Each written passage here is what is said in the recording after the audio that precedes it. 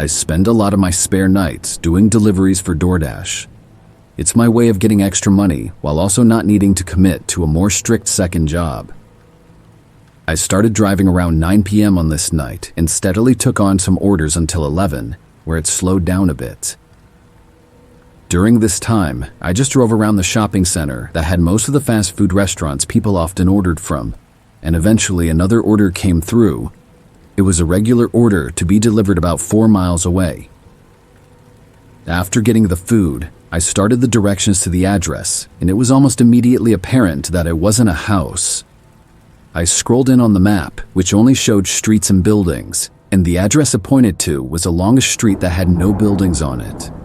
It looked kind of like an empty plot of land, but the DoorDash map was never that great, so I just started driving and decided to at least check it out and maybe call the customer if there was an issue. I drove out, taking just under 20 minutes until I reached the street it was on. This street was very bare, no houses or crossroads, and no cars driving on it. When I got to the end, it became a gravel road, and on the side was a small wooden sign that was too weathered to be legible. I pulled onto the gravel and turned my brights on, and right away I could see something far off down the road. I drove in closer, and as I approached it, my phone dinged to let me know that I'd arrived. In my headlights was a small mobile home, or some kind of RV, and on the door were poorly painted numbers. I looked back at my phone. 2760. It was the address. I got out, holding the food in my hand as I walked up to the RV. Getting closer, it was a bit unsettling to look at. It was overgrown and old, which was strange considering it was a mobile home meant to be moving around. I gave it a knock and waited. This was a rare cash order, which made more sense once I saw the place, but it definitely didn't make me feel good having to stand here. As I looked around, an eerie feeling loomed over me. This place was surrounded by the woods with no lights anywhere. Past the RV, it was complete darkness. I heard something from inside, and I prepared for them to open the door, but then a voice to my right startled me. I looked over and saw a man smiling at me, standing by the corner of the RV. He asked if I had his order, and I nodded, apologizing and walking it over to him. I handed it off and said his total. The man reached into his pocket and pulled out a $5 bill, then smiled again and said he just needed to grab the rest. He turned and walked back around the RV while I stayed where I was. This whole interaction in writing doesn't seem as off as it was in person, but I can tell you there was something very wrong about this guy. It was just something about the way he acted and said everything that gave me chills. I waited for a minute or so before getting more nervous and looking around the corner to see where he went. In the distance, I saw a figure standing by what looked like the dark outline of a shed. They were not walking. They were just standing there. As the fear grew inside me, my head jolted around, hearing the door to the RV opening. The different man looked out at me, and just as I started to greet him, he slammed the door shut. My heartbeat now intensifying, I looked back out at the man who was by the shed. He was now walking back toward the RV, but had something else in his hands. In the moment, I couldn't tell exactly what it was, but it was either a long bat or a rifle. I ran back to the car, getting in and turning it on with shaky hands as I put it in reverse. The man came around the side of the mobile home and stood calmly in the darkness as I drove off.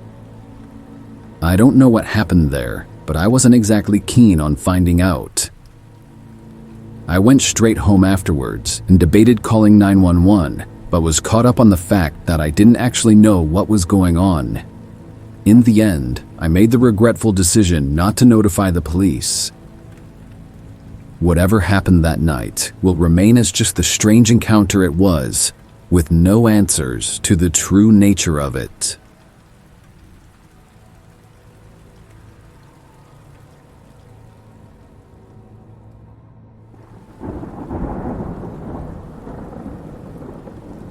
I work at a 24-hour drive-through restaurant, and this had happened only a few weeks ago. I'm a crew manager, but for the most part, I just do the same things everyone else does, which is cook and take orders. For overnight hours, we always have at least 2 people, one being a manager and the other usually being a cook. On this night, the cook had called in sick, and when I called the others to see if they could cover his shift, none of them said they could. So by 12 a.m., I was the only worker there. Now, usually the restaurant doesn't get busy overnight, and more employees come in at 4 a.m., so it wasn't an entire shift alone, but it still meant that for 4 hours, I had to do everything myself. I left my headset on in case someone came to the drive-thru, then started working on the tasks I had for the night. I started by scraping and cleaning the stovetops, but a few minutes in, I was interrupted by a banging sound from the front of the restaurant. I walked down and looked over the counter, seeing a man standing at the front door and banging on it. Then he pressed his face against the glass and looked inside, scanning the whole room before his eyes set on me. I walked over to the door as he stared at me, and when I got closer, he backed up and waited like he thought I was going to open it. I yelled through the glass that our dine-in area was closed and that he needed to use the drive-thru if he wanted to order something. He looked confused, so I yelled again that the doors were locked and he had to use the drive-thru. He showed no response that time, not giving me any idea whether he understood me or not, so I just turned around and walked back to the kitchen. I figured he'd have to get the hint at some point that the doors weren't opening. I continued working on the stovetops, spending at least 15 to 20 minutes on them. Throughout this time, I had gone once to check the front to see if the man had left, and from what I could see, he was gone. The whole parking lot was empty, and the man was not at the door, but it was a couple minutes after finishing with the stoves that I got an alert from my headset because someone was in the drive-thru. I turned on my mic and asked for their order while walking to the window, but nobody said anything. When I got to the window, I immediately saw on the camera that there wasn't a car out there. I looked around the screen and didn't see any movement either, so I ignored it and started walking back. But as I got to the back room, I slowed to a stop when I thought I heard something. I stood in place and listened as footsteps slowly walked above me on the roof of the building. They were careful steps, not making much sound aside from the roof creaking, but I had no doubt that there was someone up there. I followed the sound of their steps with my stare, moving down the ceiling until I saw the ladder leading to the maintenance hatch, and that's when I realized what they were doing. I sprinted over to the ladder and started looking for some sort of lock to keep the hatch from opening, but I'd never even used it, so I had no clue how it worked or if it even locked. Then there was a loud creak from the ceiling directly above me, and a few thuds came from the outside of the hatch. A moment passed, then the hatch creaked open slightly, and through the small gap, all I saw were a set of eyes staring back at me. I sprinted for the front of the building, hearing loud thuds from where the hatch was as I quickly unlocked the door and ran for my car. I called the police as I sat inside and frantically looked through the windows of the restaurant. While on the phone, I saw a shadow moving by the front counter. Then a man appeared, standing in the far back of the restaurant, but was looking in my direction. After a moment, he turned and disappeared behind the kitchen, leaving me in a panic until the police made it. They searched inside and outside, going on the roof as well, but the man had already run off. Nothing from the place was missing either. No equipment or money was taken. Nothing. He just broke in and left. I tried to not think about it too much, but it's hard not to come to the conclusion that he was there for me. Like I said, this happened pretty recently, so there's still not much of an update on it. Even with his face on the cameras, there's yet to be a confirmed identity. The owner of the building added a padlock to the inside of the hatch though, which should have been done before, but I guess it was just an inconvenience. I still worry about the man's intentions and if he could be watching for me to be alone again, waiting to do whatever it was he tried before.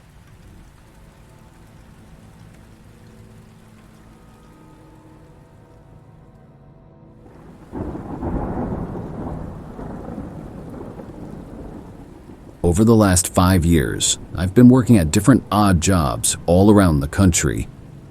I live in a van, so I move around a lot, but a few months out of the year, I have to stay in an area for an extended amount of time in order to rack up some cash before moving on.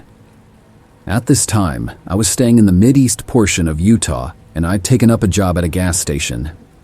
It was located on a road that was really only used by locals to go in and out of state without having to deal with the highway traffic.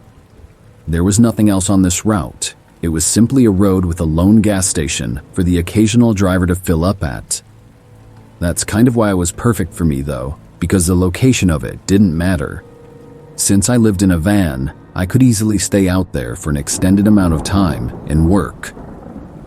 Anyway, I'd been there for a bit over a month, and up to this point, I was still working random shifts.